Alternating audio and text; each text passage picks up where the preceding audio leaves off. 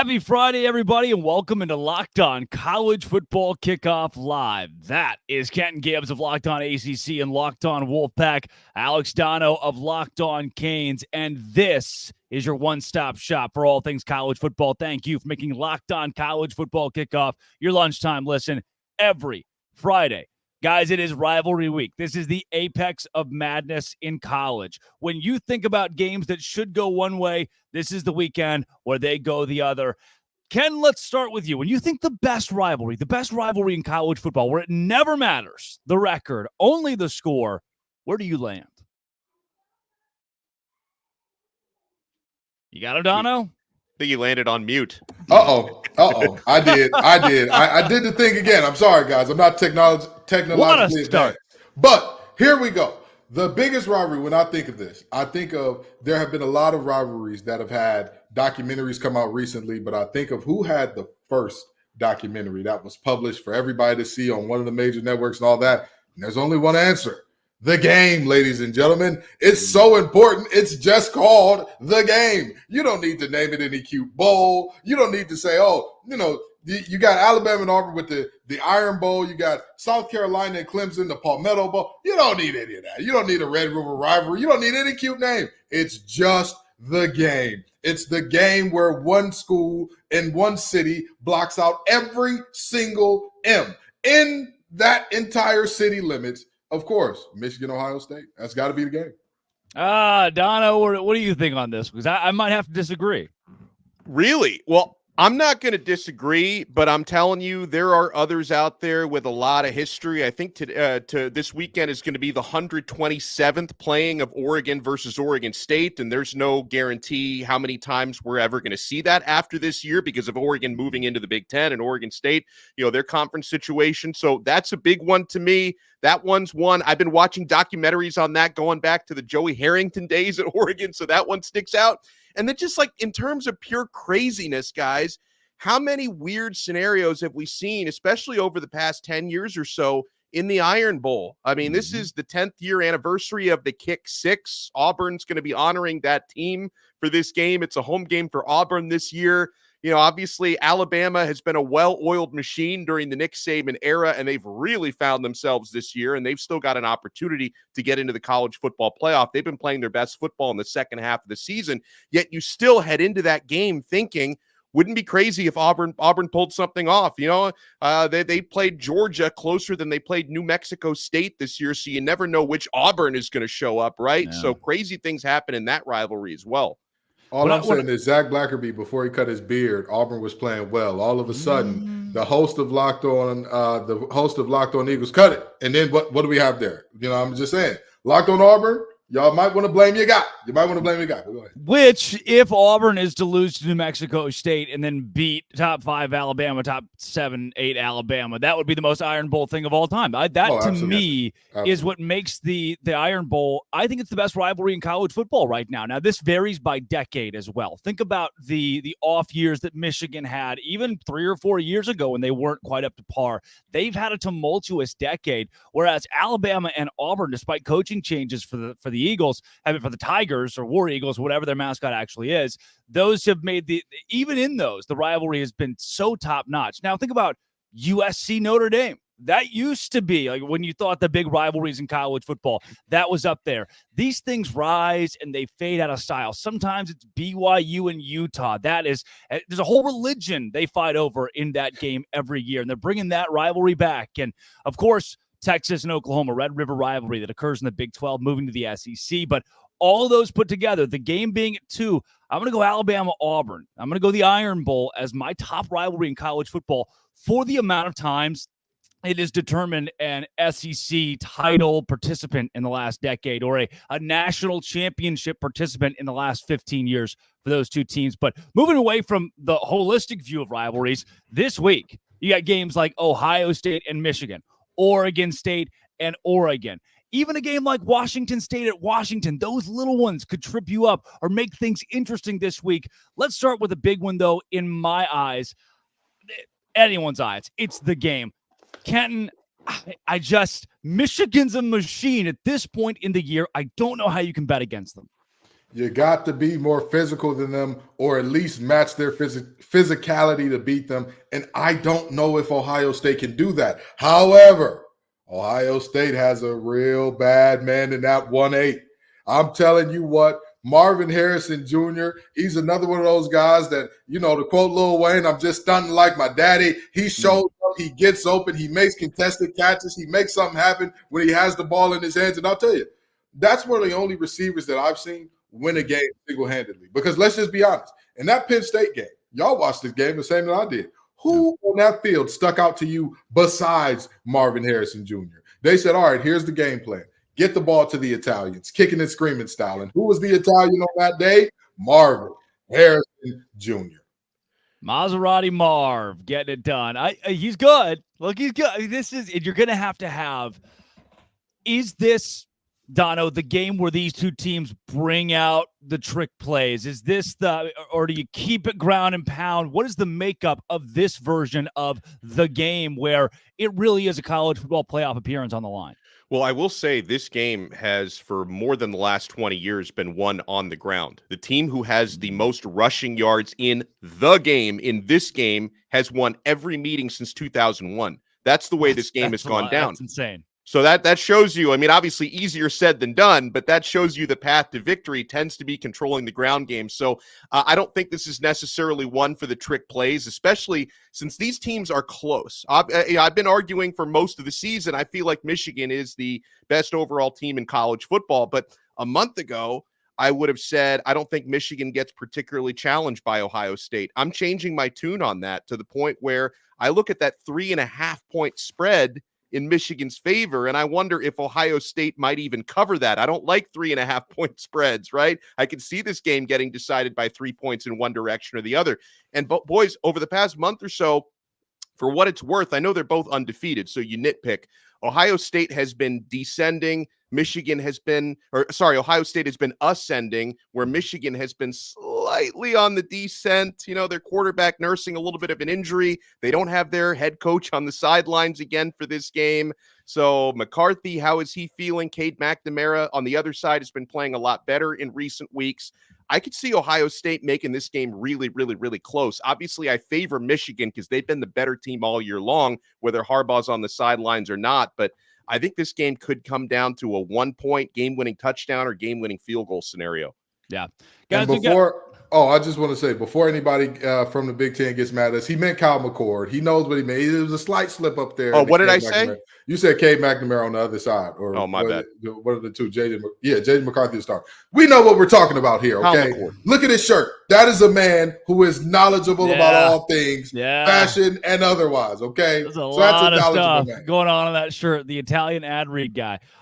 Should mention, too, I know we have a lot of very rabid Auburn fans that are out there. I do know they're the Tigers and that they say War Eagle and they have the Eagle. It just, I grew up. Yeah, I repping my Arkansas gear today because it's the one. Just go win. This is the week of no matter how your season has been. It's just go win, from rivalries that play in stadiums that are 50-50 to your Alabama Iron Bowl with Auburn to. We talked about the game, and then the one tonight, the Friday night game that means so much to the Pac-12 and to these two schools, Oregon State and Oregon. Dono, I'll be glued to this one. It's kind of your marquee game you set aside for Black Friday.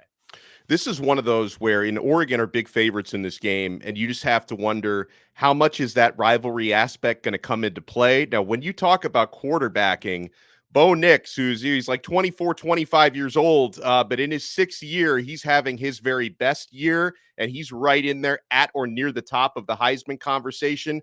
Oregon is the better team. There's still a path to the college football playoff for them and a path to a conference championship. I just look at it like they can't slip up tonight, guys, and I don't think they're going to slip up. But again, this is one of those rivalries where sometimes you can throw the records out and you can throw the spreads out. Yeah. Kenton, what do you see in this one? Do you think Bo Nix blows it away? Here's the thing.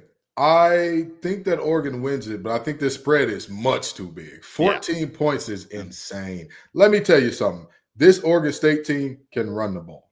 I don't care what the conditions are. I don't care what's going on.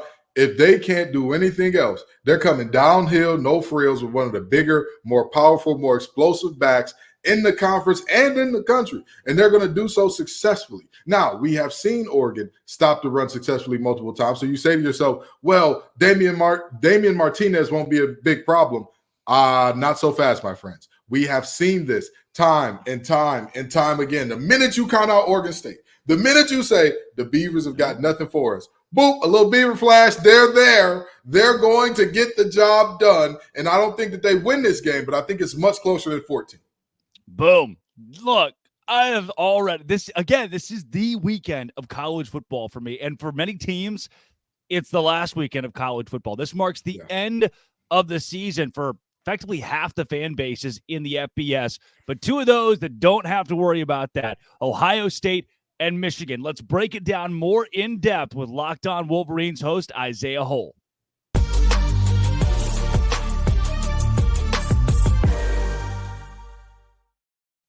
Locked On Wolverines host Isaiah Hole here on Locked On College Football Kickoff Live. Isaiah, in what might be the biggest...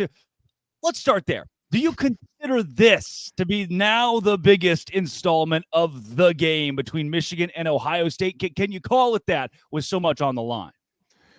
I thought you brought me on here to talk about the Egg Bowl last night, but I guess we can talk about that other thing that's happening tomorrow. Yeah, I would say that this is certainly the biggest iteration of the game because you have a lot of different things going on. You've got Michigan and everything that's kind of been surrounding the program off field with the Connor Stallions thing. You have Ryan Day, who's 1-2 against Michigan. I mean, he hired Jim Knowles last year to try to fix his defense, only to get more put up on them last year. You've got Jim Harbaugh not being on the sidelines. You've got JJ McCarthy, who I'm hearing from a source, kind of a third-party source, but I'm hearing from a source that JJ didn't practice last week, which kind of could explain a little bit of why with his knee injury, why perhaps he did not look nearly as crisp as he has through most of the season. You've got Kyle McCord, who's been trying to kind of cement himself as a guy who's in the same stratosphere as a lot of his predecessors. There's just so many different things that is going on in this game. I mean, you've got both ESPN's College Game Day in town. You've got Fox Big Noon Kickoff. I mean, it just doesn't really get any bigger. And when you consider the field that's out there in the college football playoff rankings at the moment, it's not like last year where the loser could potentially find themselves still going. Ohio State needed help last year. It seems like they're going to need whoever, I'm not saying Ohio State, I'm just saying whoever the loser is going to need a lot more help than Ohio State needed last year to kind of backdoor their way in. And you add in the fact that the Big Ten's going divisionless. It's going to be the top two teams, and you're adding 4 Pac-12 schools, and the college football playoff is expanding. So perhaps the luster of the game deciding everything kind of goes away after this year. I mean, I don't know if it's for sure the biggest. It certainly feels that way, though, because the stakes are sky high in this one. Now, listen, we talked about the fact that the winner on the ground has won this game time and time again and all that good stuff. And we know that Michigan has one of the best running back duos in the nation with Corum and Edwards. But tell me, what do you think, or who do you think will be the X factor in this game in terms of if Michigan wins, this guy needs to perform well? What does that look like for you? I'm actually going to kind of flip that question around, and I'm going to say that if Travion Henderson does not perform well, Michigan wins. I think Michigan needs to contain him. I know everyone's looking at Marvin Harrison Jr. as being the guy and saying, oh, you know, Michigan's number one plan is to stop him. I think that slowing him down is certainly a high priority, maybe 1B. But I think that slowing down Travion Henderson after coming back from injury, who has looked electric in 3 or 4 games, he's a guy that if he gets into open space, it's kind of done, right? So I think that, you know, you look back to 2021, Michigan really, I mean, he was kind of in the same boat. He was just absolutely on fire as a freshman, talked about as the best running back in the country.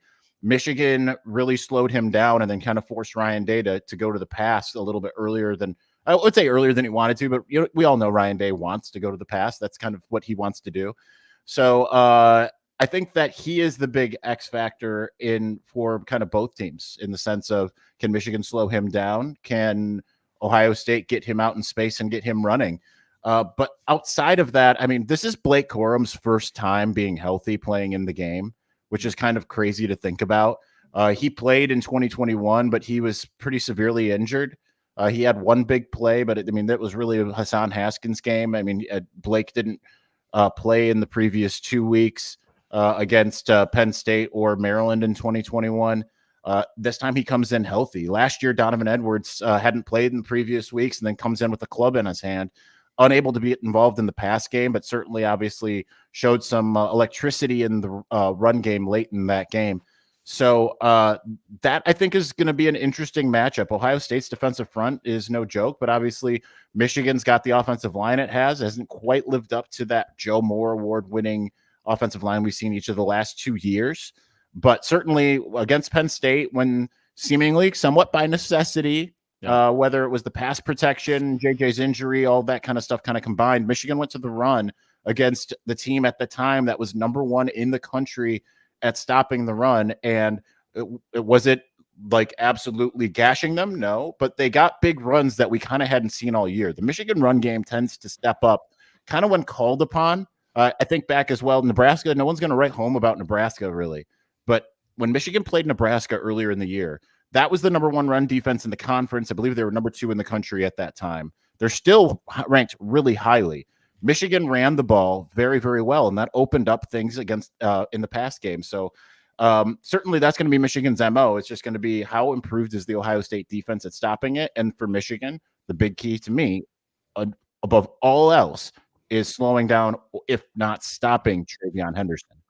You know, Ann Arbor has been the epicenter of the college football universe this season, off the field and also on the field, because despite everything going on off the field, I've argued for most of the year, I think Michigan's been the best team in the country throughout the season. And you're so much closer to the program, Isaiah, than we are in terms of how players and assistant coaches have handled everything with Harbaugh and with the Stallion scandal. Has it brought them closer together? Because sometimes in situations like this, it can become a powerful rallying cry for teams. Well, after the Purdue game, Jim Harbaugh said that with everything kind of swirling around the program, he called it in terms of how it affected the players, a priceless gift. And I do believe that to be the case. I think the funny thing is, I've talked to some people that are within the building there at Schembechler Hall, and they know all the nuances of all these different storylines, all the rumors and innuendos, many of which I've been told are absolutely true. We talk about that on Locked On Wolverines all the time here. But it's the players, they're not paying attention to the outside noise, right? Like, and I think that's partially too, when you look at a game like Penn State or a game like Maryland, they go into Penn State and Jim Harbaugh gets suspended on the plane ride over. Certainly they had heard a little bit about that, but nonetheless, like their mind wasn't really on that. Their mind has been on football. So when they hear that and they know Michigan's going to fight it and they think that Jim Harbaugh is going to potentially be on the sidelines for Penn State and then he isn't out there, find out about an hour before the game, no Jim Harbaugh. I think that has an effect, right? Chris Partridge getting fired for misleading NCAA investigators last week. They found out via social media. They had no idea. And then they're about an hour later, they're on a plane to College Park. So I think that the fact that they aren't paying close attention to everything weirdly helps them in a lot of ways, because they know what people are saying about them. They certainly hear that people are calling them cheaters. Now, listen, the players had nothing to do with any of this, right? Like the players are, and again, I've said this a lot on the show myself, like, a lot of people are conflating some of the rules. The NCAA can decide kind of how to interpret its own rules, but to act like this is just a blatant disregard for the rules and everything that happened, it really did occur in a gray area. But the players weren't really affected in as far as that's concerned, right? They're going to the weight room, they're going to practice, they're doing all this stuff.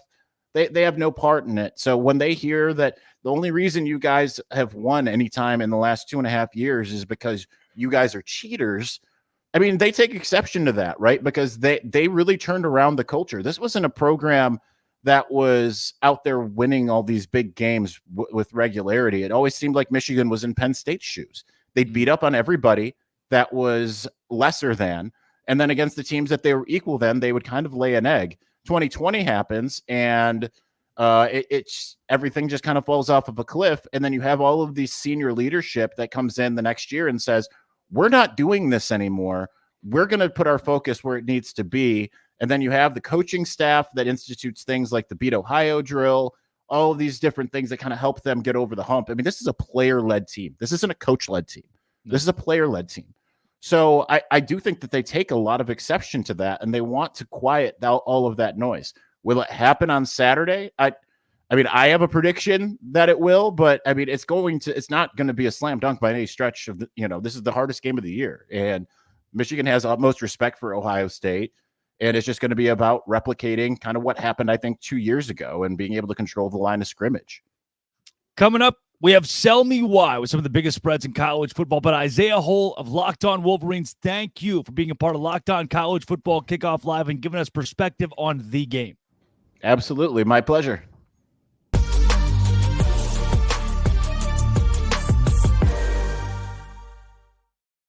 Guys, you have to be checking out Game Time. If you've ever had a frustrating last-minute ticket buying experience, that can become a thing of the past when you download the Game Time app. Guys, their best deals are last-minute ticket deals, flash deals, zone deals, whether it's a sporting event, a concert, a musical, a comedy show. You can find everything at Game Time, and they're going to pop events in your area right to the top of your screen to make things even easier. And folks, the Game Time guarantee. That's going to make you feel good and sleep well at night. The Game Time guarantee means you'll always get the best price. If you find tickets in the same section and row for less, Game Time will credit you 110% of the difference. So download the Game Time app, create an account, and use our code LOCKEDONCollege for $20 off your first purchase. Terms apply. Again, create an account and redeem code LOCKEDONCollege, all one word, LOCKEDONCollege for $20 off. Download Game Time today. Last minute tickets, lowest price guaranteed.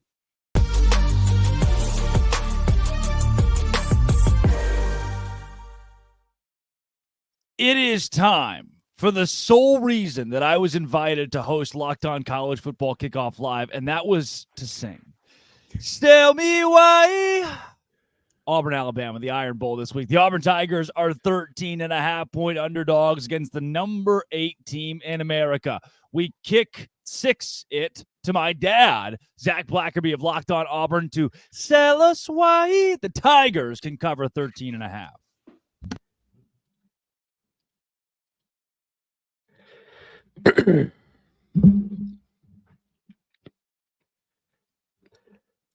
Auburn's going to need a lot to go their way Saturday at Jordan-Hare Stadium if they're going to cover against Alabama and take care of. Auburn's going to need a lot to go their way in the Iron Bowl. I'm Zach Blackerby, host of Locked On Auburn. I'm going to sell you why the Auburn Tigers can take care of business against the Alabama Crimson Tide. And let's just be very clear here. Alabama does not like playing at Jordan-Hare Stadium. They do not like coming down to Auburn to play that half of the Iron Bowl.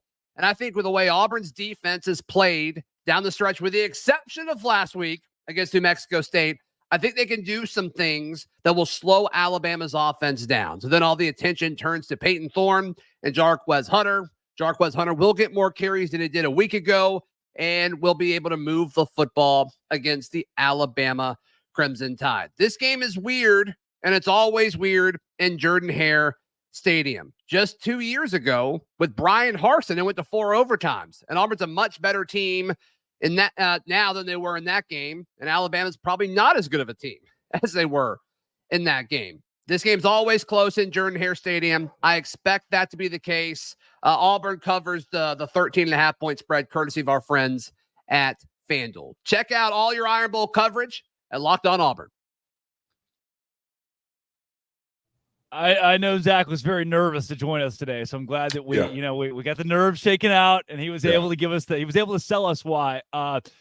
Dono, look, I am of the mind. We've had a couple of these games this season where, on paper, Auburn loses this game by 2 touchdowns, if not more. Alabama's the much better team. Auburn did just lose to New Mexico State by 21 points, 31-10. But I'm sold in the fact this is one of those few games where the host can say, yeah, they're going to cover because it's a rivalry game. This is the matchup where that applies, where Auburn could be a 21-point dog and take it to overtime. I still think 14's too much, especially in Jordan-Hare Stadium. And by the way, Zach sold me why. I thought he did an excellent job with that. And no, I'm buying Auburn. And listen, part of it is the fact that, in a rivalry game like this, betting Alabama minus 13.5 really is no fun. I root for chaos. And this matchup, you talked about this, Drake. You said this is your favorite rivalry in college football. Yeah. Chaos rules in this matchup. And I'm also with Auburn. I like the opportunity to buy low because they're coming off of one of the more catastrophic losses in program history. I usually tend to like to buy low. Maybe they were looking ahead to this game last week against New Mexico State. There is no more looking ahead. This is it. This is the big one for them every year. It's a home game.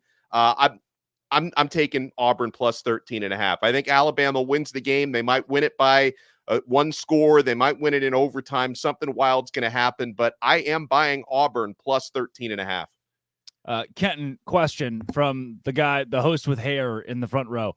The idea that these rivalry games can be anybody's game. As someone who has played in these rivalry games, why? Why is this a thing? Why are there just matchups where it's the other team, the color of the jersey, the name across the chest that just makes things weird? Because you absolutely hate those teams. And it's something different. It's something different, right? Like, you can feel a personality shift from coaches sometimes in terms of like, we're not just playing the Island of Misfit Toys University in week 1 as a tune-up.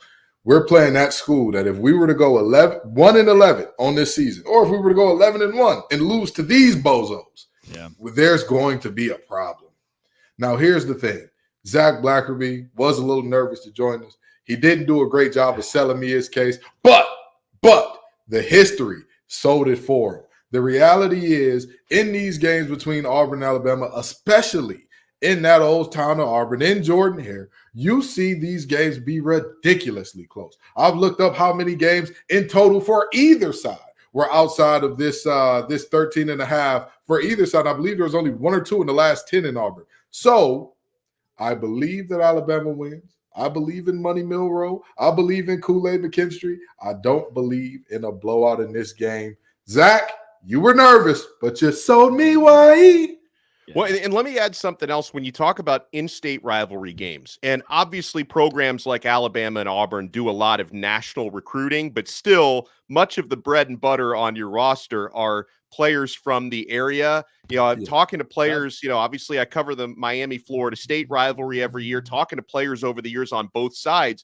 One of the common topics that always gets brought up is a lot of these players grew up playing against each other or as former high school teammates who now line up on the opposite side of that rivalry. That's absolutely the case in the Iron Bowl as well. That's one of the reasons why you can throw out the record, because obviously Bama, much better team, but there are players on the Auburn side that say, hey, that guy who's lined up for Bama, I beat that dude in high school. I matched up against that dude in high school. I beat him then. I can beat him again. That's one of the reasons why these in-state games tend to come down to the wire. Auburn has also won 3 consecutive SEC football games. People forget due to that game last Saturday, but Auburn was on a roll headed into New Mexico State. Auburn, Alabama, I think we're all in agreement. We're sold. Auburn covers a couple of scores this week. How about we keep it in the SEC in a game where both teams don't have their starting quarterback? One team looking to finish the regular season undefeated. The other just wants to go to a bowl game and maybe keep its head coach. We turn to Brandon Olson of Locked On Gators to sell us why Florida can cover 6.5 against Florida State. The Florida Gators can cover and will cover the 6.5 point spread against the Florida State Seminoles. Because look at the quarterback situation right now. Tate Rodemaker for Florida State replacing Jordan Travis. Max Brown for Florida replacing Graham Mertz. Look at what they did last week. Max Brown went on the road against number 9 Missouri, losing, brought this team back and gave them the lead. And then the Florida Gators defense playing against an offense that is going to be better than Florida State, especially without Jordan Travis at the helm. They came back and they took the lead. But this Florida Gators offense, they're still going to be fine. In fact, they might be better, more deep shots, a dual threat quarterback there. Florida can cover this. It's a rivalry game. It's in Gainesville. It's going to be close. It's going to be ugly. It's going to be messy. And Florida is going to cover a 6.5 point spread. First and foremost, I don't like this game. I don't think this is going to be a very fun football game to watch. And I can remember, you'll think back, 6 or 7 years ago, Florida sucked, Florida State sucked. I think they were both around 5-6, 6-5 going into the matchup. And it was just a bad, gross football game. Now, much different. Florida's in that spot. Florida State is not. But due to quarterback injuries, I see this one being so ugly. I'm going to give Brandon a pass here. Kenton, I see it being so ugly that Florida can cover.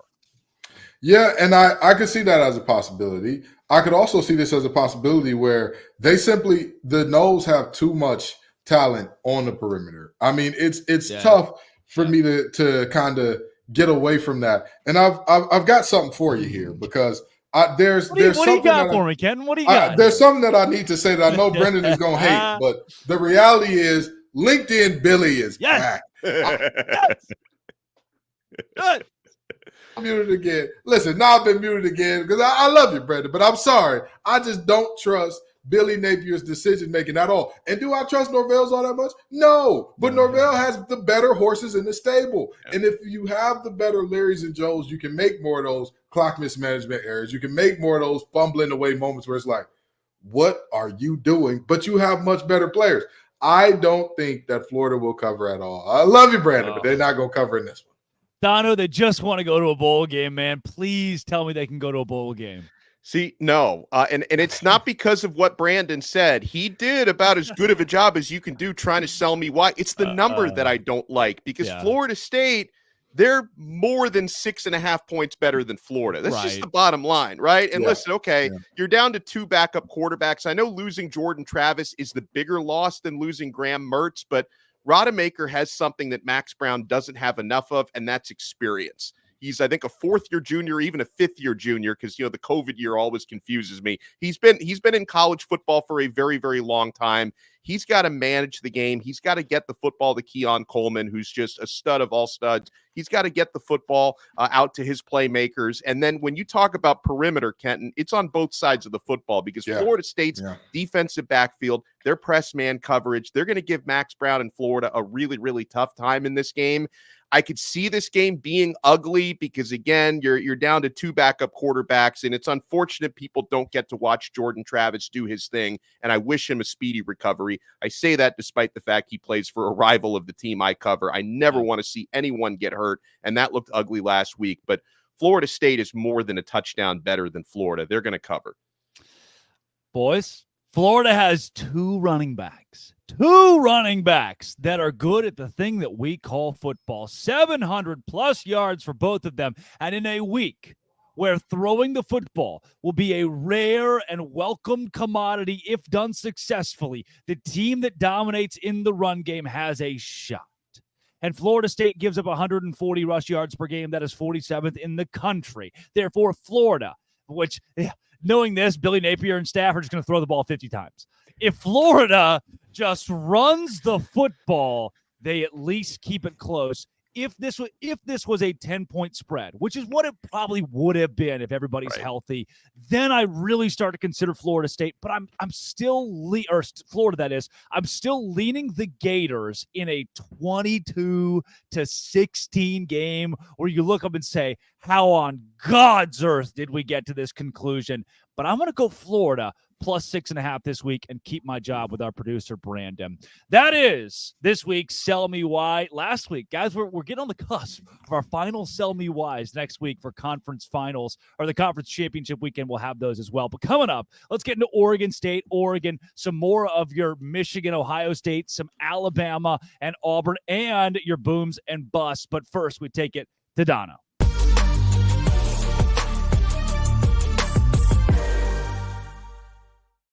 Passion, drive, and patience. What brings home the winning trophy is also what keeps your ride or die alive.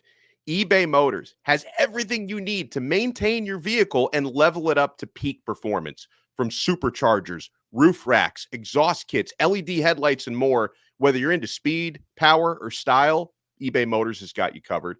With over 122 million parts for your number one ride or die, you'll always find exactly what you're looking for. And with eBay Guaranteed Fit, your part is guaranteed to fit your ride every time or your money back. Because with eBay Motors, you're burning rubber, not cash. With all the parts you need at the prices you want, it's easy to turn your car into the MVP and bring home that win.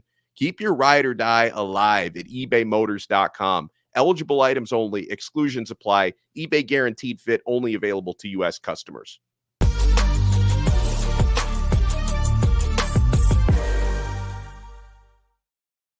It is time for our booms and bust. My first boom got to be Dono's shirt. That is unbelievable. My first bust might be Dono's hat. We'll see. We'll over the course of the rest of the segment, I'll try to even out where I go with those. Dono, let's take it to you first. Your booms, your bust this week. Yeah, so in the spirit of Thanksgiving and in the spirit of the holiday season, I'm going no bust. I'm going straight boom ticket. I'm going the straight. I like to do this when I can. Or in the spirit of what you do almost every week. I was just about to say, this is not a good spirit for Dono. This is a spirit he channels often. I was impressed with Georgia, big picture and small picture, right? And I expected them to beat up on Tennessee. They did that 38-10. But most importantly, Georgia became the first SEC team to go unbeaten in conference play 3 years in a row since they adopted the 8-game league format back in 1992. So they've done something that, hasn't been done in that conference in decades. That's impressive. And I know that maybe I don't give them enough respect as a national championship contender because I've been very hot on the Michigan tip throughout the season. But Georgia, they've been getting better, guys, throughout the season because we had some concerns about them early on. That's a boom for me. And it pains me to do this, but I'm going to give Notre Dame a boom. Right? They crushed Wake Forest 45-7, which in itself, maybe not a huge accomplishment. Wake Forest is a sub 500 team, but I'm sure it felt good for Sam Hartman to go out there, have a big game, and throw for 4 touchdowns against his former team. So I thought that was a boom for me. Style points and everything, they got it done. When I think, you know what, Kenton, I'm still workshopping. I've got my booms and busts, but I'm starting to have second thoughts on my bust. Let's take it to you here. In the spirit of being the anti-Dono, I'm going all bust this week. All bust like Pamela Anderson or Dolly Parton, according to Drake C. Told. But that's neither here nor there. I'm just saying, hear me out. Our ears are closed, Drake. Our ears are closed, Drake and C. Told. Now, with that being said, I've got 2 busts for you. Kentucky, come on down. The big blue wall has been a big blue bust this year. Boy, if it wasn't for Sweet Baby Ray, I don't know how many games this team would have run. Of course, I'm referring to Ray Davis. Devin Leary has been an abject failure at quarterback for this team. Yeah. Let me tell you something. Those receivers could hate every defensive back that they go against, and they could be married to them. They still couldn't get any separation. For Christ's sake, please do something offensively besides Ray up the middle, Ray to the right, Ray to the left. Find something offensively. And the next bust, Duke football. Come on down. Come on down. Because we all talked about you so good. We all said, Mike Elko, that's the winningest season ever for a first-time Duke head coach. And then you start off this season by beating Clemson. But boy, since Riley Leonard went down, that's been tough for you, hasn't it? This team has won a combined 2-4 since Riley Leonard went down after starting 4-0 with a 28-7 victory over Clemson. Their latest loss, might I add, being against the mighty Who's of UVA. Despicable, disgusting, downright sad. Duke, second bust of the week. Boys, my boom this week is Tyler from Spartanburg. Yes, they're ranked again. How the hell did that happen? We're going to look back at Clemson. PTS. Pre-Tyler from Spartanburg. That's what this season he helped them. I can only hope they invite him in the locker room. Just, he comes out this week, talks to the team, wishes them luck. This is a different Clemson team. They have played with a new fervor. They have been, they didn't blow out North Carolina, but this game was never in doubt. They had the lead. It was commanding at least, and they've done that a couple of weeks in a row. Now moving to 7-4 from what seemed like an unsalvageable season. 8-4 would be a big win for Dabo's team that was floundering a couple of weeks ago. So I don't know if I can give Clemson itself a boom this week, but I'm going to give Tyler from Spartanburg my boom. And I'm going to give another boom to the thicker kicker. Florida goes, they've got the upset in hand. They're going to upset a top 10 team on the road in Columbia, and Harrison Mevis. Now, granted, he didn't set up the drive to hit the field goal, but he just keeps doing this to folks. The thicker kicker from Missouri. Never trust a college kicker unless his name is Harrison Mevis. He has been lights out for the Tigers. He's one of my booms this week. Now for my bus, Utah. Kyle Whittingham. Mm-hmm. This team owned the Pac-12. Two-time defending Pac-12 champions. Can you take the crown? The last ever Pac-12 championship. Can you do it? They're far from it. They got dominated by Oregon State earlier this year, and then this week it wasn't even competitive from kickoff against Arizona. Utah has been so disappointing at 7-4. Moving into the Big 12, they're no longer the player in the new Big 12, which they could have asserted their dominance to do so. Now, guys, this would have been a wild thing to say 8 weeks ago. Arizona is in a better spot headed to the new Big 12 than Utah is. Arizona. Last but not least, I'm going to give a bus to Washington. And I know Washington wins the football game. They went on the road against a top 15 Oregon State team. They closed it out defensively. They didn't score a point in the second half, and they won. But what I watched from Washington on Saturday, to me, did not look like a team that is competitive with an Ohio State or with a Michigan. I did not watch a Washington team that can come close to a Georgia. And I keep seeing, look, Michael Penix Jr. didn't, where did he go? Apex of the Heisman conversation. And now we've started to turn our attention to other people across. Bo Nix is getting more hype than Michael Penix Jr. for a guy that I thought could walk away with this trophy 3 weeks ago. And he throws for 160 yards against Oregon State. Where is my Heisman moment? Where is my Heisman moment from him? It's going to become what last year was a statistics race. There wasn't a Heisman moment for Caleb Williams. He just blew everybody else out of the water statistically. Jaden Daniels is staring down the barrel of that because Michael Penix Jr. he's just not finishing the year strong enough to take that trophy away. Ken, I see it in your eyes. You have some sort of commentary here. I'm devastated, disappointed by this because I was the only person that picked Washington to win last week. That's a game where both of you saw them walking out of Corvallis with a loss because what it was talking snowing. about? Because of the weather. Didn't I pick Washington? I don't even remember now. We're got to review the tape. Oh, now we got to go to break. And I wanted to show you your love on the PTS Clemson being much worse than the ATS Clemson. Yes. But here you go, bringing in Penix where Penix doesn't belong. This man and this team, I do agree that they did not look like they could compete with those teams. I don't think they can. Here's my belief. Every team has 3 types of games, okay? You have your best game of the year where you're firing on all cylinders. Nothing you can do goes wrong. You're kicking off the upright, it bounces in. And then you have your worst game of the year where everything goes wrong. Your handoffs are sloppy. Your footwork is sloppy. You can't block nobody. You can't stop nobody. But other than that, you're fine.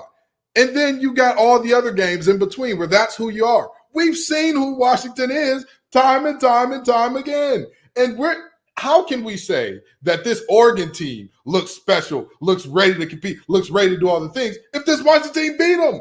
And that was one of Oregon's best games of the year. It's not like we watched them and like, oh, Oregon is pissing down their leg. They're just playing completely uncharacteristic ball today. Yeah. Don't get me wrong. The Heisman should be Jaden Daniels because I don't believe it's a team reward. I believe it should go to the best player in college football, which I believe he is. But with that being said, this Washington team being a bust, it's just, I just don't understand. You're hurting me here, Drake. Let me ask Drake a follow-up because what he's saying about Washington, it's interesting and a little ironic that this is the week that they jump ahead of Florida State and get in the top 4. I would imagine whether they admit it or not, that has a lot to do with Jordan Travis being out for the year, right? I mean, I know that they claim, they can claim whatever it is about the resumes and not looking at that, but obviously I don't view Florida State as a team that's going to win a national championship with Rodemaker at quarterback. It's just not going to happen. So I guess I understand that has a lot to do with them dropping out of that top 4. For me, if Michael Penix Jr. goes down this week, God forbid, if that happens and they bring in a backup who throws 3 interceptions and Washington wins 21-20 over Washington State, there's a reason we did away with the BCS. Now human beings can help make these decisions. And if we see that, after a couple weeks, Washington's not equipped or they lose the Pac-12 championship, then at that point, there's no way to let them in. I am maybe where I'm coming from more so. We're at a point in the season where Bus can't keep being Wake Forest, right? Bus can be Duke, but at this point, now it's when we talk about the top 10 now of these undefeated teams, somebody's going to have to be a bust because there are only 4 playoff spots. Yeah. Somebody's going to have to not get in for some specific reason.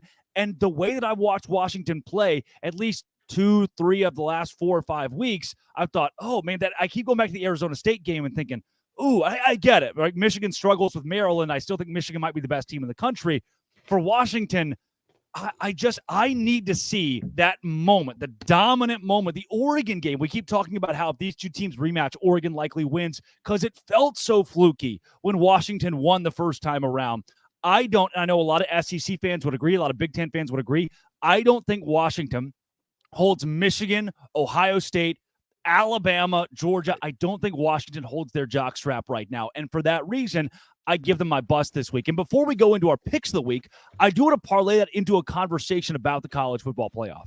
We are sitting in scenario land.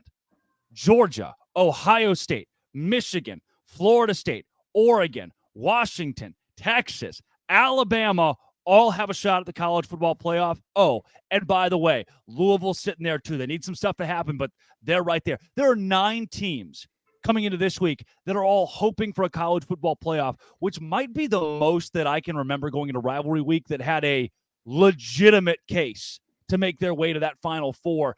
Ken, how do you sort this thing out? If you had to choose, do you see a definitive 4? So here's the thing. I really don't see 4 that are head and shoulders above regardless of the next 2 weeks goings on and happenings. Like, let's just be honest, right? If Oregon loses to Oregon State this week, even if they beat Washington in the rematch, do you feel good about saying, hey, you all are in now? I don't. Well, especially if Georgia loses to Alabama in the SEC championship, then do we let Oregon in over Georgia? I don't think we can. No, I don't think you can. And that's what I'm saying. Like, there is so much that could go wrong, could happen here, at the end of the day, the Michigan and Ohio State game, that could be a game where you look at and you say, man, the loser of this thing is happy because they don't have anything else to worry about. Hey, we are where we are. We just got to wait for everybody else to sort their stuff out. But we are right where we are.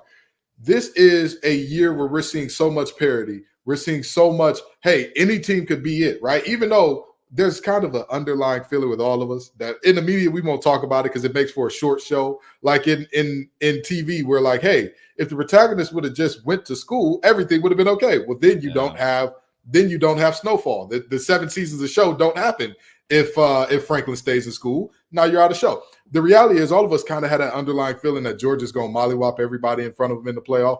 But with that being said, there are so many amazing ways that this thing could play out to where, I mean, who knows? How do you keep Georgia out if they lose to Alabama? Yeah. What do you do with Texas if they went out in dominant fashion? What do you do with some of these teams? If there is a moment all of a sudden where Michigan looks completely human against both Ohio State and in the conference championship game, what do you do there? Like, these are moments where you're asking yourself, all right, who belongs in, who gets out? It could be anybody's ball game. And I got one more sound for you for the day. Hey, Roddy Rich Rodemaker is the 2023 Cardale Jones. If they go undefeated, put them in the playoff. That's where they belong. I don't want to hear anything about it. And that's something that makes this so tough for me, guys, because it's like if Florida State goes undefeated, you feel like they deserve to be in. But at the same time, I look at, to me, the best 4 teams, and obviously it doesn't always shake out to be the best 4 teams. I think in no particular order, Georgia, Alabama, Michigan, and Ohio State to me. And Oregon is like very, very close, knocking on that door. And maybe I could say the same thing about Washington, despite the Drake Toll slander, right? But I think the first four that I mentioned to me are the best four teams. I can't wait for the 12-team expansion because I just feel like you have these debates where it's like you try to go resume, does an undefeated team that's maybe not as good as a one-loss team, do they deserve to be in? I just want more opportunities for teams because I have a hard time with this. I can look at my four best teams that I believe would beat any of the other teams in that picture. But then at the same time, there's going to be a team like Florida State. If they go undefeated, how do you deny them based on the resume? So I have a tough time with this. But for me, Georgia, Alabama, Michigan, Ohio State, that to me, those are the best four teams in college football right now. I think so. And so many folks have made the case that the expanded college football playoff is going to kill the game or kill regular season matchups. And look, maybe the game is not playing for a college football playoff spot, but then in the not playing for a national championship, maybe you take that out of it. But now you create playoff atmosphere games where all 8 of these teams can go toe to toe for a national championship. Now you're giving an opportunity. You might leave Texas out of the college football playoff, and they could have gone on a magical run to win the whole thing with Quinn Ewers at quarterback. Now you at least afford them that opportunity in this new era of college football. We're pushing a break here, Donna. We'll pitch it to you and then come back with our picks for Rivalry Week.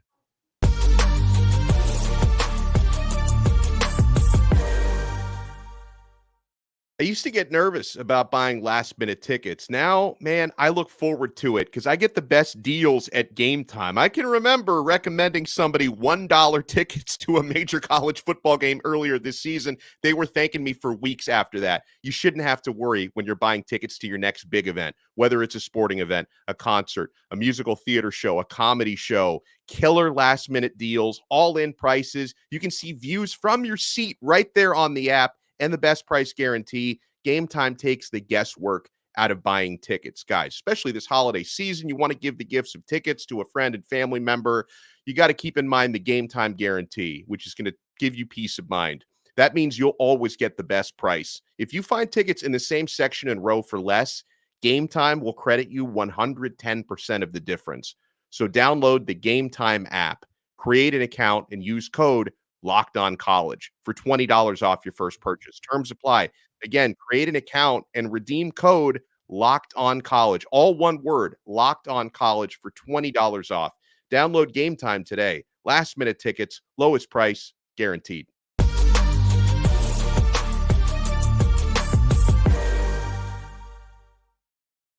All right, let's jump into our Black Friday pick'em in Autzen Stadium, Oregon State, a Friday night primetime matchup. Dono, let's start with you. Yeah, I'm picking Oregon to win the game. I think the game might be closer than the spread indicates. We talked about that a little bit earlier on, but Oregon, to me, one of the most well-rounded teams in college football. I put them in kind of that same conversation I put in my top 4. They're right on the outside looking into me. Bo Nix has been unstoppable for most of this year. He's right in there in that Heisman conversation. Oregon's going to win this game. I just think it's going to be closer than 2 touchdowns. Kenton. Bo Nix in his 50-11 go-around in college football finally figures it out, gets it right, gets to the conference championship.